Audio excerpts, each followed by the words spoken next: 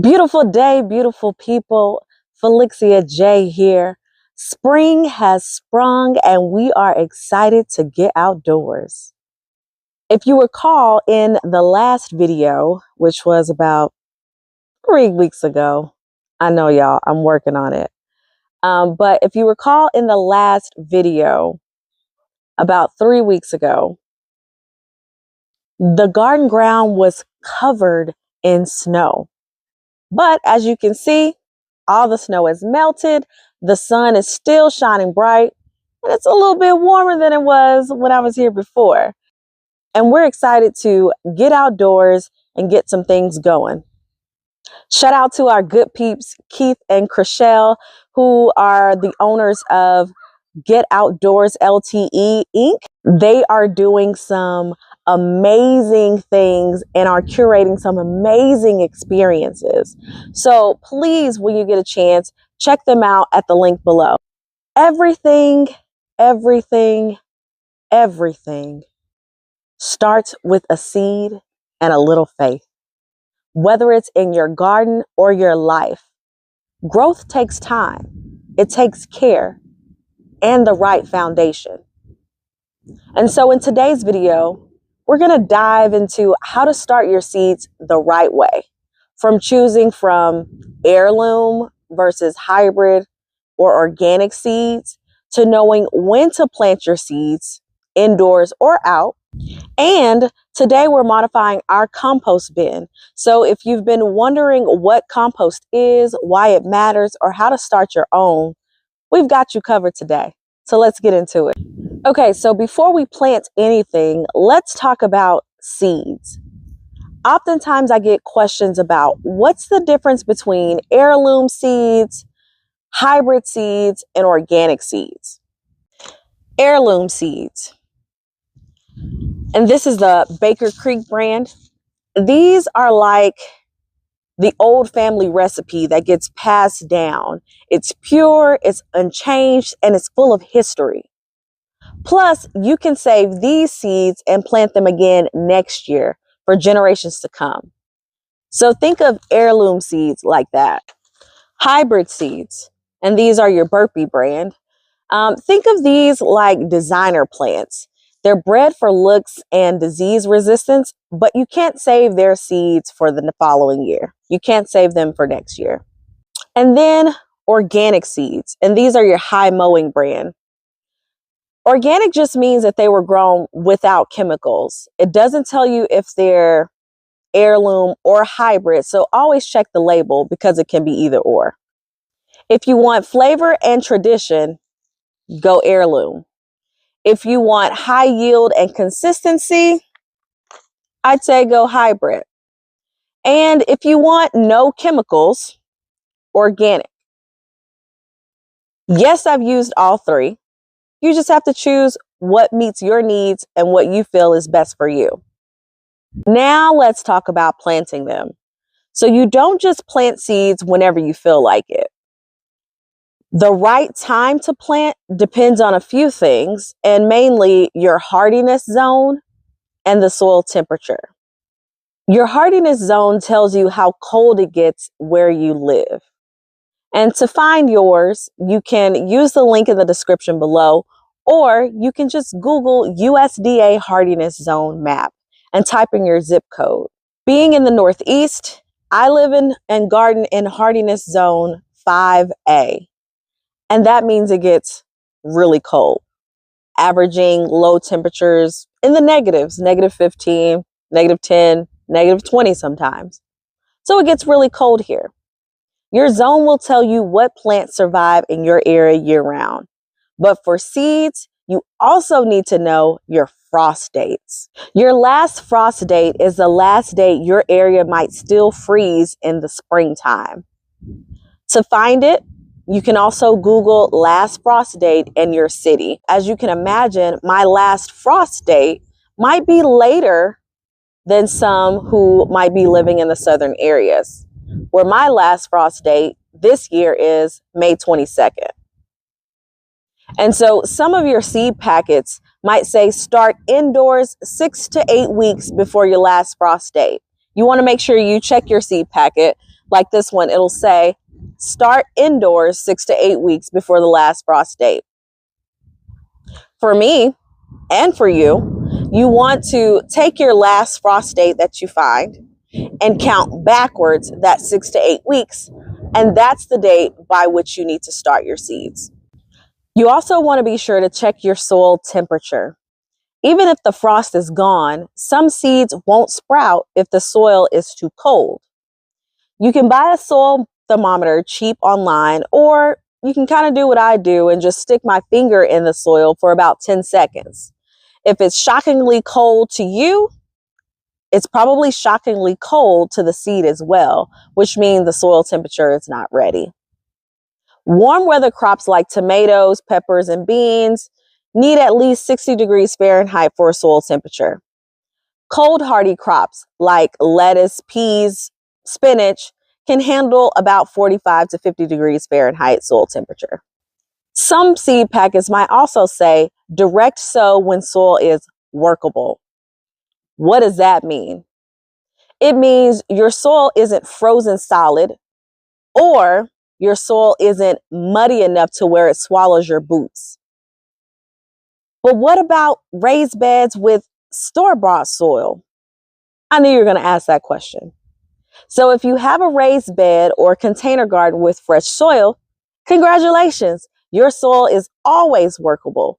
Just make sure that the soil temperature and the outdoor temperature is right for starting your seed. Now let's talk about some smart, resourceful ways to start your seeds indoors.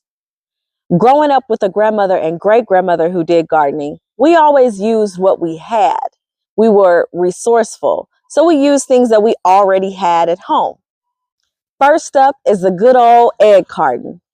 So your egg carton, you want to take one of these, you can cut it in half. You really don't need the top. I'll tell you a little bit about this later, but you really don't need the top of this. You just want to take the bottom. See, it's divided up for the 12 eggs. You can use this as each spot for your seeds to plant. You'll want to put some little holes at the bottom for drainage. Fill each area up with soil, and then plant your seed about 1/4 inch and cover over. Once you've planted your seeds, you'll want to take a spray bottle of water, mist it over to make sure that the soil is moist, and then cover it with some saran wrap or even just a plastic container to make sure that you're trapping the moisture and the warmth to create a warm and heated environment for the seeds to sprout and thrive. Next is the good old toilet paper roll. So these you can leave them full if you want. I like to cut mine in half so I can use make two out of one for planting my seeds. And then remember the lid to the egg carton. You can take this and actually use it as a tray if you want as well, and sit this inside of there. Once you cut it in half or leave it standing up, you'll want to fill these with soil as well, and then plant your seeds the same way as you did the other. You'll also want to take that spray bottle, water it, and cover it with saran wrap as well. And then if your family is anything like my family, my boys really like strawberries, blackberries, blueberries, all the berries. And so we save these, and you can fill these up with soil as well and plant your seeds in here. Do the same thing. Make sure that the soil is moist once you've planted the seeds. But for this one, because it already has a lid, a clear lid on the top, you don't have to use saran wrap. You just close this one up. It already has holes in it for drainage as well. Pro tip: if you want to jumpstart your seeds for germination, you can take a damp paper towel, spread your seeds out on that paper towel, fold that paper towel over in half to cover the seeds, place them in a Ziploc bag, close it up, and let them sit for 24 to 48 hours. Another thing that I also like to do is I like to make sure that my soil is already moist before I put it into either of those containers for planting my seeds, just so that it's already evenly moist and the seeds have consistency for growth in their environment. Once your seeds sprout, they need light. A bright window or a grow light works best. You can get a grow light for cheap online or at Lowe's, one of those places that sell grow lights. Continue to water gently, and when they have a set of real leaves growing on them, it's time to do what we call harden them off. That means getting them used to the outdoors slowly. You're going to move the seedlings outside for a few hours daily until they're able to go outside full time and plant in the ground at the right time, at the right soil temperature. So now we're going to talk a little bit about compost. Compost is just broken down organic matter, kitchen scraps, not meat, yard waste, old leaves. It turns into black gold for your garden, full of nutrients your plants need to grow strong. And so today we're making a simple modification to our compost bin to help it breathe better and break down a little bit faster, and to separate the old, or the processing in progress, from the new and complete that's ready to use. So let's take a look. Right behind our garden, we have our makeshift compost bin that we made out of free pallets that we got from the feed store and Big Lots. When you're looking for pallets, or if you're getting free pallets, please be sure to get those that are natural colored, natural wood, not necessarily painted, because you want to reduce the amount of chemicals that leach into the compost that you will create. So currently in our compost bin, we have mostly finished compost that has been there since last summer, breaking down and decomposing over the last summer season, growing season, that has broken down. This is a piece of our collard plant that was just pulled up at the end of the last season that didn't make it. So this one hasn't decomposed. This was just maybe 2 or 3 months ago at the end of the growing season for us here. And you can see how dark and rich the color is from what has been broken down over the time.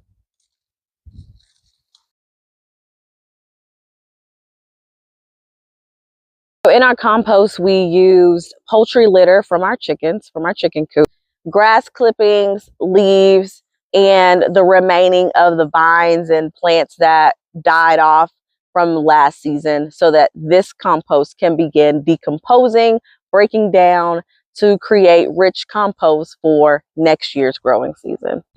When you're thinking about making your own compost piles, you want to keep in mind a 3-to-1 ratio of browns to greens. What does that mean? Browns are going to be your carbon-rich materials. So that's your dry leaves, your paper, your straw. Those are things that give the compost structure and reduce odor. Your greens are going to be your fruit and veggie scraps, your grass clippings, your coffee grounds. Those things are rich in nitrogen, whereas the browns are rich in carbon. And the nitrogen are going to be the things that help it to break down faster. So pro tip, if you're making your compost and it smells bad and it's too wet, add browns. If it's too dry and it's not breaking down, it seems like it's doing it really slow, add more greens. So we're going to be modifying our compost pile, our compost bin, to move all of the finished compost to one side and make space and separate the new compost pile that needs to be created in order for it to be turned and decomposed.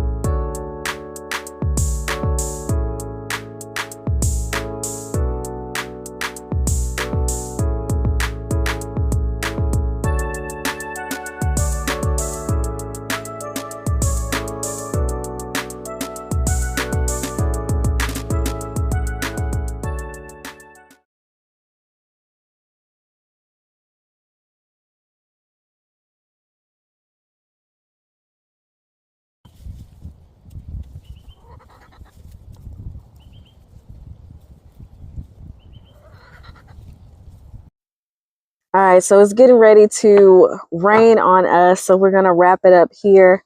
But as you can see, this is our modified version of our compost being we did end up having to get a couple of more free pallets from the feed store down the road, just because the other two on the back end rotted out just a little bit. But we've given it a little bit more stability and separation to put our new poultry litter and other compost items to break down here and turn in preparation for making it, good for the next growing season. Planting seeds takes patience, faith, and a little know-how. Just like in life, some things sprout and some don't, but that doesn't mean you stop planting. Starting seeds, building soil, tending to compost, it's all a part of a bigger rhythm, a divine rhythm. You plant, you wait, you water, and then you trust.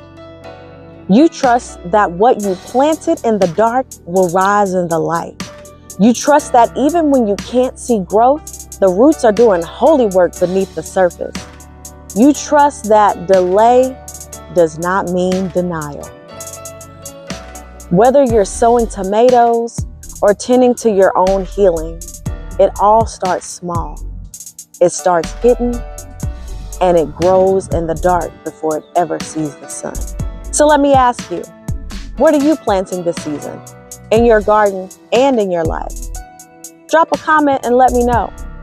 And if this video gave you something to think about or to plant, go ahead and hit that like button and subscribe. Together we are growing food, growing faith, and growing forward. Until next time, keep planting those seeds of prosperity for generations to come.